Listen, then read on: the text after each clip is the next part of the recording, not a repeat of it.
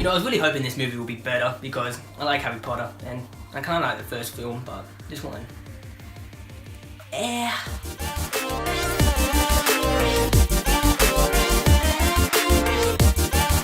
Alright, so Fantastic Beasts: The Crimes of Grindelwald. I think that's the title. I can never remember. Where do I start with this film? I don't know where to start. The characters were fine. Look. The biggest downfall to this film was the plot, which, I don't know if you know this, but the plot is a pretty big part of a film. It's just, wow. The plot was very basic and very simple. It was easy to follow, but it was also kind of hard to follow. It was easy to follow in the sense that you could condense the plot into a 30-minute TV episode, but it was hard to follow because we jumped around from America to Paris to Britain, back to Paris, and then something happened in America again, so now we're back in Paris. I didn't really follow.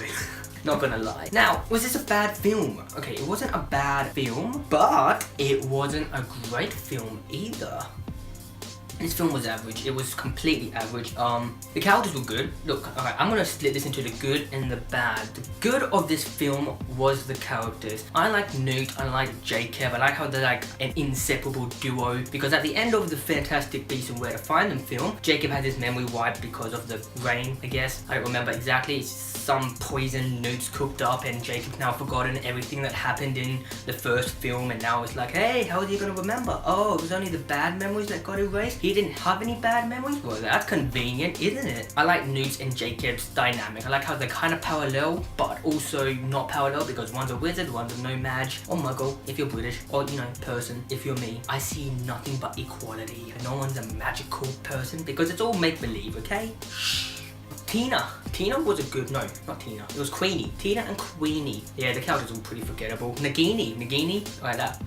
Not getting into the bad yet, but Nagini's character was very boring. I do not care about Nagini's character at all. The only reason why anyone cares about Nagini's character is because her name's Nagini, and we all know that she turns into Voldemort's snake by the end of something. I don't know when she does, because she didn't in this film, but we all know Nagini is Nagini, and that's Voldemort's snake. That's the only reason she was kind of cool. Even then, she was a very boring character. She helped the guy Credence. I think that's his name, Credence. All I could see him was as Barry Allen, the Flash. Credence also kind of boring, but he was kind of the MacGuffin of this film, I think. Like he was the MacGuffin of last film too. Wow, this guy is just a walking MacGuffin. Is that a bad? I'm not exactly sure if that's a bad. You know what? We'll get into the bad now because the only good about this was the characters. No, Dumbledore. Dumbledore and Grindelwald were cool characters.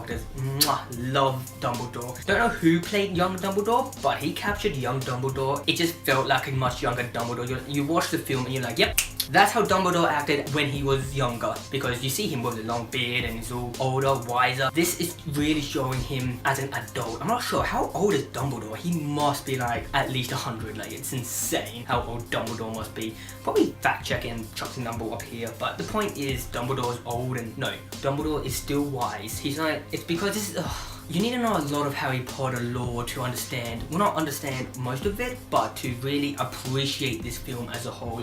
If you're not a hardcore Harry Potter fan, then this film is not for you. But if you are a Harry Potter fan, then yes, this film is for you, because I saw Fantastic Beasts: Where to Find Them, I've watched this film, and I'm probably gonna see the third film, especially the way this film ends, and I have to see it now. So yeah, young Dumbledore and young Grindelwald, very nice. I do like Grindelwald. I don't know what it is about Grindelwald, he just seems like a more enticing bad guy, compelling bad guy. I'm more interested in Grindelwald than I am Voldemort, because Voldemort's just pure evil. Like, whew, he was evil. Grindelwald's not so evil. Okay, this is another good I'm going to point out, but it's only good for me because I did modern history this year and I appreciate the parallels. Grindelwald is basically magical Hitler. Now, hear me out. Is this a spoiler? It's kind of a spoiler. Guys, skip to this time frame if you don't want any spoilers whatsoever, and I'll try to summarize it after this. Anyway, so towards the end of the film, we've got Grindelwald and all his followers. Grindelwald kind of has a silver tongue like Hitler. He's going around, he's like, no mages, muggles, wizards, they're all the same. Except for World War I. World War I, humans suck. What if they turn their weapons against us? I mean, what if? And you kind of sit there in the theater and you're like, huh, kind of makes a good point. It's kind of like Hitler.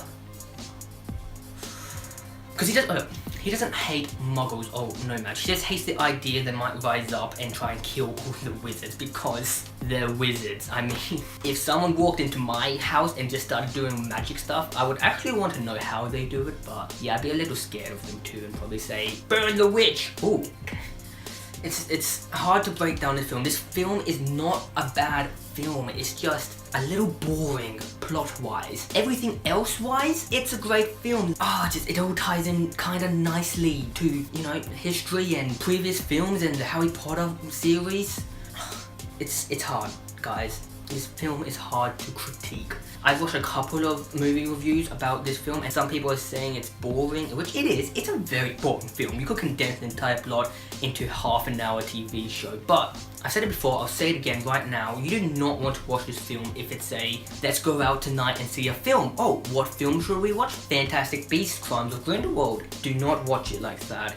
The only reason you would go see this film is if you're a fan of Harry Potter, and I mean a big fan of Harry Potter and Fantastic Beasts, Fantastic Beasts, Where to Find Them. If you're not a big fan, don't watch this film. And if you're not going to see this third one, don't watch this film. But, with that being said, I love this film. No, I don't love this film.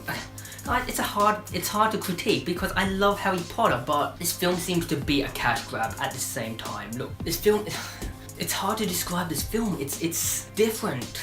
Like, right. So Fantastic Beasts. It took place in the era where the second Salem or something, like where witches are bad, wizards are bad, magic is bad.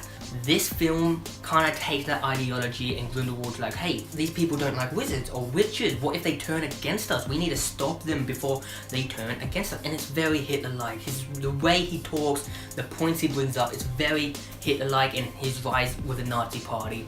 I'm sorry, that's all I can think about. Modern history, guys, was a good subject, favorite subject, probably not important. This is a movie review. Okay, this film is good if you like Harry Potter. If you don't see it. So I think that's pretty much sums up the entire recommendation side. So cool.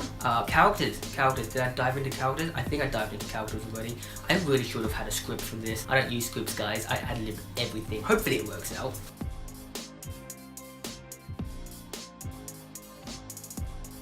So the characters, what characters have I gone through? I've spoken about Newt and Jacob, I spoke about Tina and Queenie a little bit. Okay, look, if I'm hand-picking the good parts and bad parts of this film, then overall it's a bad film. But because I want to like this film, bias plays a heavy role in this. It's a hard film to recommend because if you enjoy Harry Potter, then yes, you're gonna see this film. But if you don't, then you might not. I'm gonna say you shouldn't, but it's a hard film, guys. Look, it's fan service. This film is all just fan service for people who want more Harry Potter. Okay, look, out of 10, I'll give this movie a 6. No, a 7. Nope, it's a 6. 6.5. Doing 6.5, this film gets a 6.5. I don't know. It's hard to recommend, but it's also easy to recommend.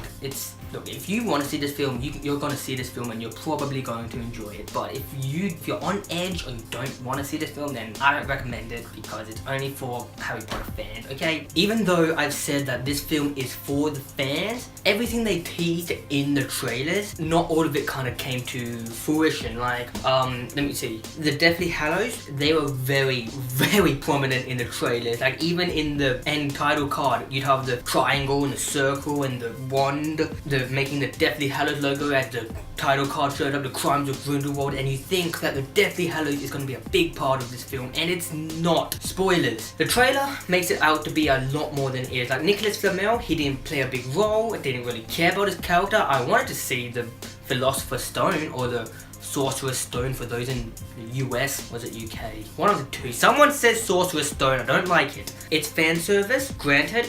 It's not the best fan service, but it's fan service nonetheless. It's a weird film, guys. Look, if you love Harry Potter as much as I do, then you're gonna see it. If you don't,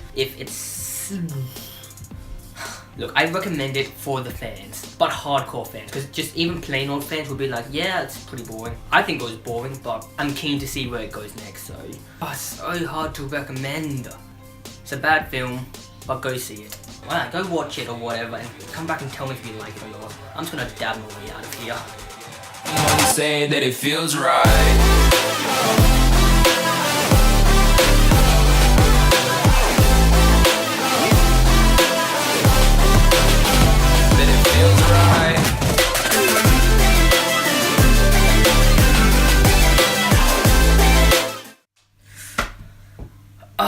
stop that. I'm gonna. Yep. I'm keeping that. It's stupidly cringe.